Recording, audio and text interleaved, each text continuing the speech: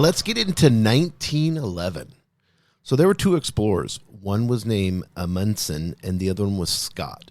And they were on a race at the same exact time to get to the southernmost point on Earth, the Antarctic exploration in the South Pole. And this was an uncharted area. No one had ever been there before.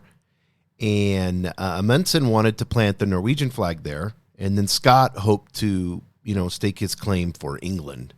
At that time, there was a big thing with explorers and stuff, being able to put the flag in. And so they were 1,400 miles, which is like a round-trip hike, if you really think about it, from New York City to Chicago. And both men had to travel the same exact distance on foot. But, of course, this is the Antarctic. This is super harsh, super cold, death-defying. When the weather is bad there, you're done. The supplies, the support that you have to have. I mean, this project is huge, especially, and this is back in 1911. So you got to think back then, just super hardy, amazing that they could even do this. So there's a race. Who's going to get there first? Let's look at the two strategies that happen. Now, Scott directed his team to hike as far as possible on good weather days and then rest on the bad weather days to conserve energy. Now, that seems like a smart plan, doesn't it? When it's super bad weather, we're going to chill, we're going to relax, and then great weather, let's do as much as we can. Conversely, Amundsen directed his team to follow a super strict daily regime of hiking exactly 20 miles every single day. Didn't care what the weather conditions was. This is what we're going to do every day, 20 miles. Even on the warm days, the clear sky days, doesn't matter, 20 miles, and then we're done for the day. So what happened? Who was able to plant their flag first? Well, let me tell you, this is the power of compound interest. This is the power of daily self-discipline, and I'm giving it away, and you understand who won now, the Norwegian Amundsen, because the 20 miles every single day, doing it day in and day out, won them the race. And this is something that I want us to understand. It may not seem like a lot. These daily tasks, these daily duties that you do, these daily workouts, the daily meditation, the daily mental affirmations that you're doing, multiple times a day, whatever it may be, you may not think of it to be a lot, but it is destroying weakness. It is creating, over time, self-discipline. Those hard things that you're doing on a daily basis, I want to encourage you to keep doing them, no matter how small they are. Maybe you're just doing something by not opening your social media app in the morning. Just doing that alone and consistently doing that day in and day out is going to create compound interest. Your mind, your body, your soul, your spirit, all of those things will be alive and will be awake the more you are self-disciplined. And I'm not talking about this harsh self-discipline, this negative self-discipline where you deprive yourself from everything and you go into this like, I'm a piece of shit, I'm not worth anything, just let me do this and work harder. I'm not talking about that. I'm talking about you establishing not just a routine, but you establishing healthy habits that that your higher self would do. Think about that. My higher self, the best version of myself. What would he, she, they, them, whatever, what would they do? Think about it. And then that should be your mantra. It shouldn't be hard. It should be easy. The 1,400-mile foot race to the South Pole, they could easily do 20 miles a day. It wasn't super difficult. It was difficult on those bad days, but that's like everything in life, isn't it? The bad days that we have, if we'll just do it, not let the emotion, the ego come in play. And I've told you over and over and over again, I say that's not real. When that emotion hits, when ego hits, I'm like, that's not real. That's not my higher self. That's not me. My ego is not me. Me being reactive is not real. That's not me. So whenever I have that emotion of I don't want to do this, that's not real. That's not real. I'm going to go do this. Put my shoes on. Put my gym shoes on. Put my gym clothes on. I'm going, because that emotion of me just hanging out and working more. Oh, I'll go ahead and just get this project done. You can't cut deals. Deals don't work. It's 20 miles every single day, 7 days a week. That's what got them and won the prize. And I got this from, and I've shared with you guys them too, and I encourage you to get their newsletters. It's markandangel.com, M-A-R-C, and then A-N-D, and then angel.com. They talked about principles in the mind and key daily practices that can help you strengthen your mindset to the point that you'll be self-disciplined every day. And it should just be an organic, self-discipline should not be a thing that you make yourself do. It should just be a thing that you're doing organically.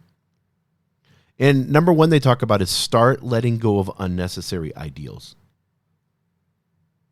And I like the way they do this. I always say it's not real. They have a good one here. It's like you're self-aware enough to look at the thought and say, is it helping you grow or is it holding you back?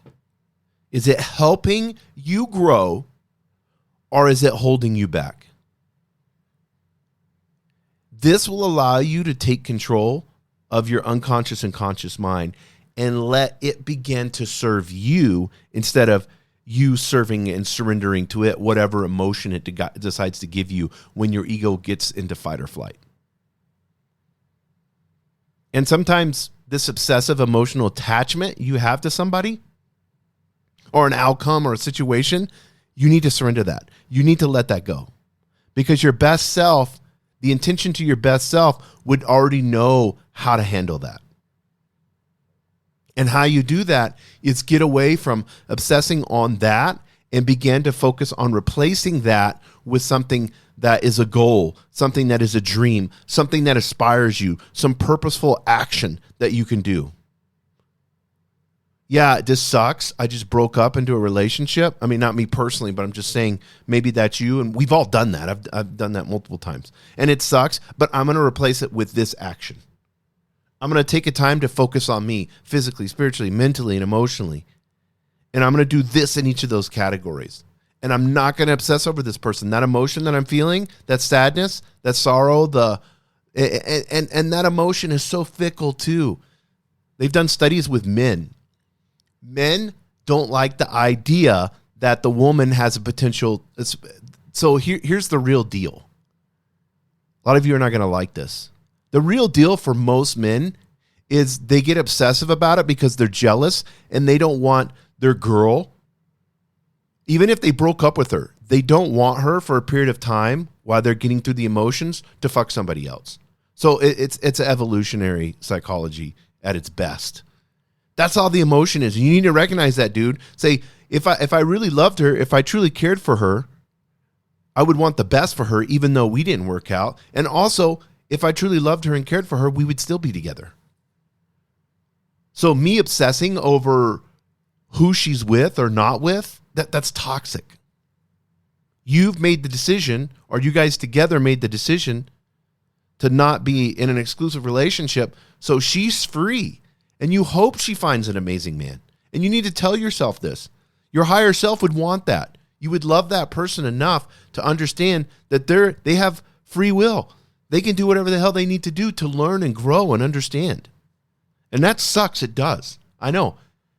But when you begin to replace these thoughts with these, and you may have to do this 100 times a day. You may have to run 100 affirmations a day.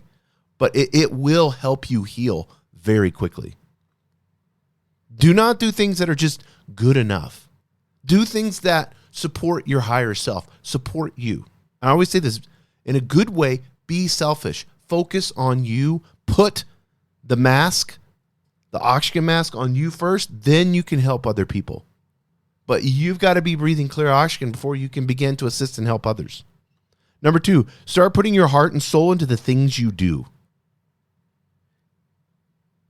Gratifying exhaustion and empty fatigue, those things I see all the time. People, I'll ask people, I'll say, be honest with me. What you did here, this task or this project on a 1 to 10, where do you think it's at? Your effort, your emotion that you put into it, your soul, the soul that you put into it. And as a leader, this is a great question to ask. 1 to 10, where do you think it's at? And if somebody's, if you've coached with them, they'll be honest with you. They say it's a 4 or 5. I'll say, can I give you 2, 3, 4 days? How long before you go and look at this? And I didn't have to say that it was bad. I didn't have to say that it was amazing. I just proposed the question to them. Because I would tell them this. If you told me it was an 8 or a 9 or a 10, I'm running with this. Because I trust you, believe in you. If your heart and soul was put into this project and it's an 8, 9, or 10, I don't even need to look at it. We're rolling with it. And you begin to put that responsibility, that decentralized responsibility on someone else, they will begin to operate and learn how to work with their heart and soul. Now, that's a huge leadership principle that you guys need to follow. But what does it look like with your time, energy, and passion? What are those things? Are you just taking this reservoir and dumping it out, this daily reservoir of time, passion, and energy, and you're dumping it out into Netflix, you're dumping it out into fast food, you're dumping it out into alcohol, drugs, gambling, pornography, whatever it may be, the vices that you have, you're just dumping all that energy into those? Or what is your time, energy, and passion? How are you focused in those in your daily life? If you begin to put your heart and soul into something, I guarantee you it'll be successful. Guaranteed. You have amazing gifts and ability. If your higher self gets involved, which is what creativity is, it's your higher self getting involved. If your higher self gets involved, guess what's going to happen? Success. Guaranteed. Number 3, start stretching yourself to beyond the edge of comfort. Think about this. Whenever you've been uncomfortable, whenever you've had to stretch for something, whether it's a sales goal, whether it's, I don't understand this, I'm not technical in this, I got to figure this shit out, and you win, when you have something hard that you work on and then you win, guess what happens? Every single time, guess what happens? You get jazzed, you get jacked, you're like ready to go, you're super motivated. We love to be uncomfortable. We do.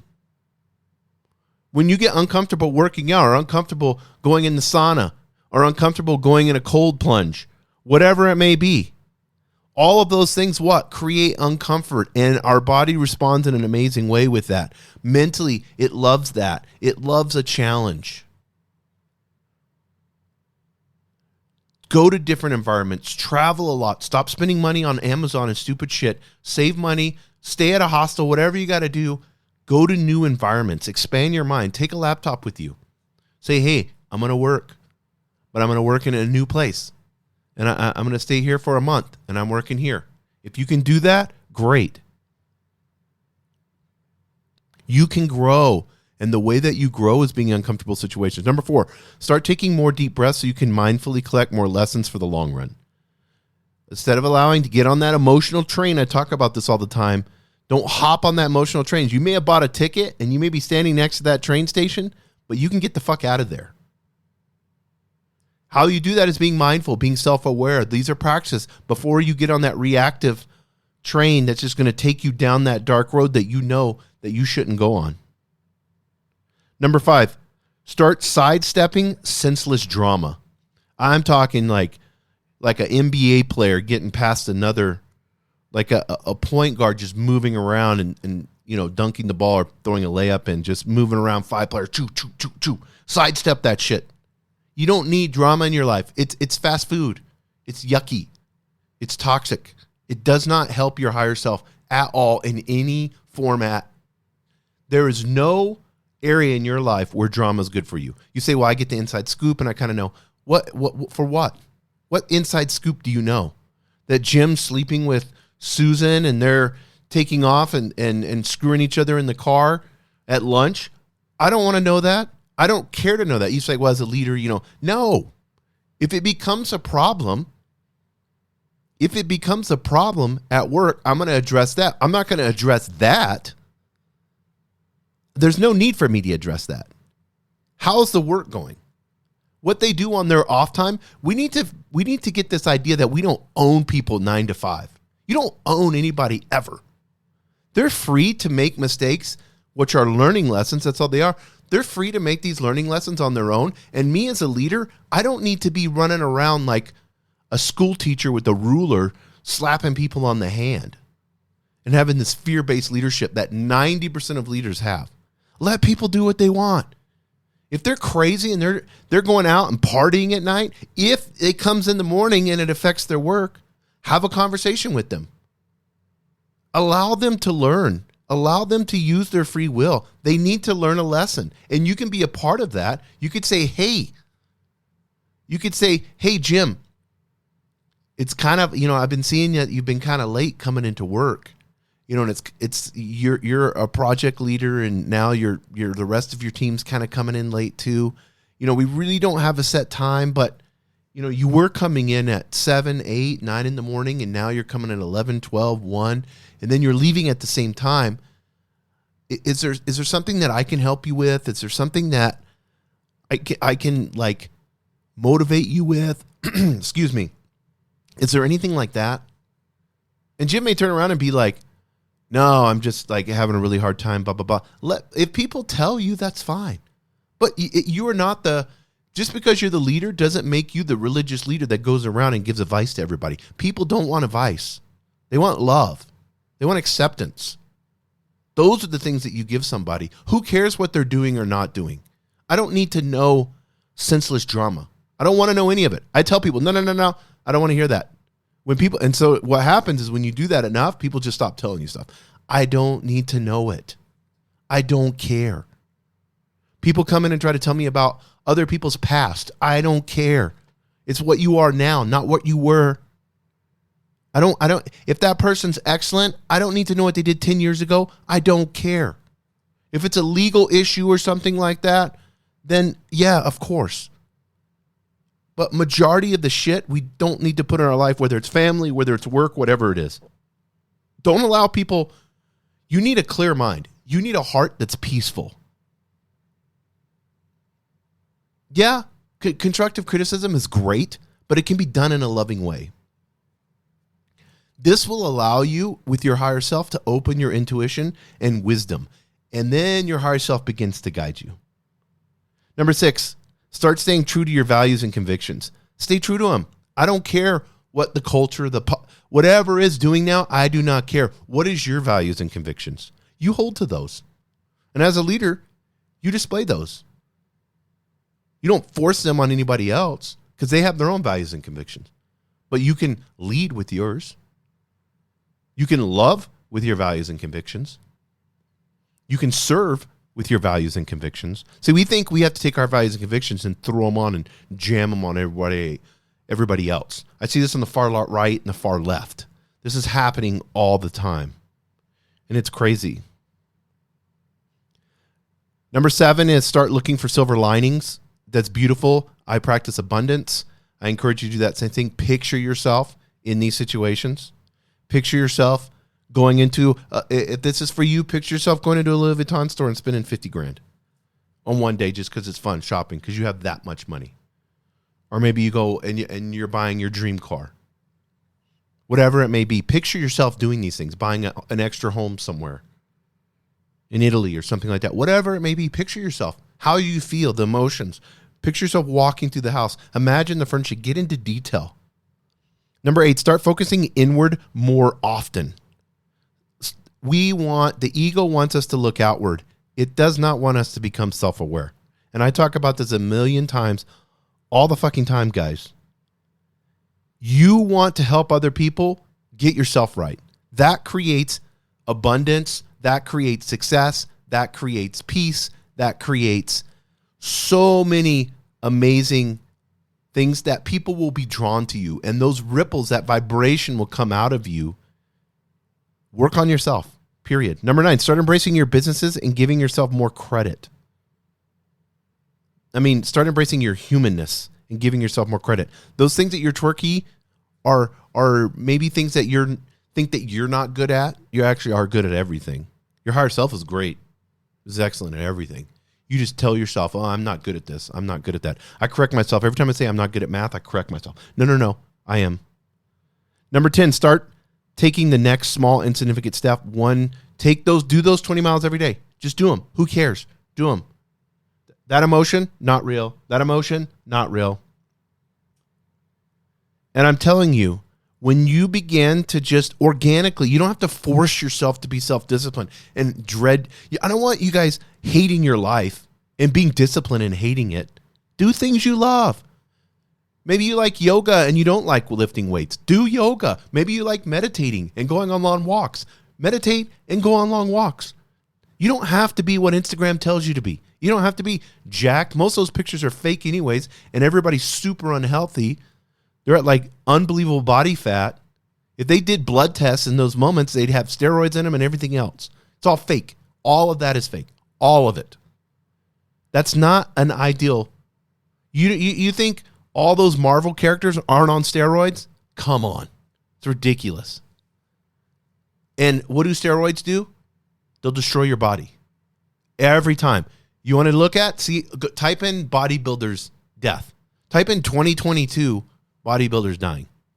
You're going to see young people dying all the time. That shit is bullshit. You should not do it. Your higher self, your body has everything you need. Everything you need to succeed. If you need supplements or some people are on testosterone replacement therapy, whatever it may be, those things are fine as long as it's not in excess. But you want to create balance. You don't want to, you don't want to be jacked and then your heart give out and you die at 45. It's not real, guys. You need to understand that. What is real is who you are and figuring out that higher self and then responding daily to those things that you know that you truly are. Thank you for joining us on the Albuquerque Business Podcast. And thanks to our sponsor, RigbyDigital.com. Make sure to subscribe and share. And go to abqpodcast.com. Get show notes, resources, and links to everything we talked about today to help you navigate your journey as an entrepreneur and business owner.